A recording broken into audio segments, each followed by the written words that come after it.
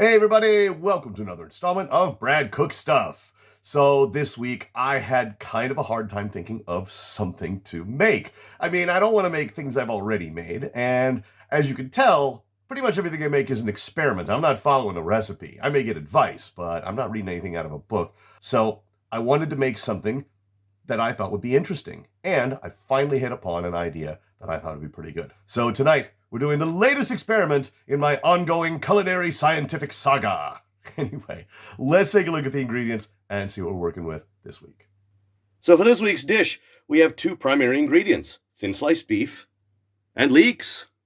That's it, man. We are making beef wrapped leeks this week. So, first, let's go ahead and chop these leeks up into more manageable pieces. I'm going to start with one leek. I chopped off the green part, which I'm going to put aside and save for another project, and the very small part at the bottom. The rest, which is the white part, I cut in half. So we're going to fry them like this. We can cut them up later, but I want to start this way.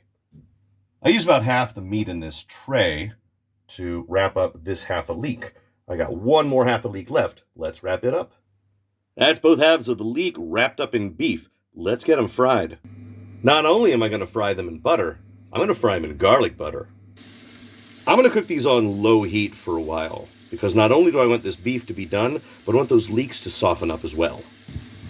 I've had these in there for a few minutes, and I've been turning them to make sure that they get nice and evenly done. The ends are the hardest parts to get done, but we're not quite done yet. I got one more thing to add. We're going to use a little bit of yakiniku no tare, which is basically sauce that you put on sort of Korean barbecue. This one is apparently spicy. I've had this for a while and I don't remember. So we're going to put a little of that on, cook it for just a little bit longer, and then we're going to eat. There's my tare. Let's do another couple of minutes. Now before those finish, they really are just going to be these brown lumps. So I'm going to take a little bit of the green part of the leek that I cut off earlier, chop it up, and use it to sprinkle over the top. I think that's good enough. It's dinner time. All right, moment of truth. I have here a plate of leeks wrapped in beef, fried in garlic butter and spicy tare, and topped with a little bit of the green part of the leek. I mean, doesn't sound too bad just on paper, but, you know, let's have one of them first. Smell good. Smell very oniony as the leek. But yeah, I mean, you can see kind of a cross section. It's pretty thick on the leek, but let's give it a try. See how it tastes. That's really oniony. I mean, it's really oniony. I tried to find some relatively thin leeks, but not that enough. It's a little more onion than I think I might have preferred, but it doesn't mean it's not good. I actually do like it. And to offset that onioniness, I actually cut up some pieces of really nice mozzarella cheese to kind of cleanse the palate. So I will bite here.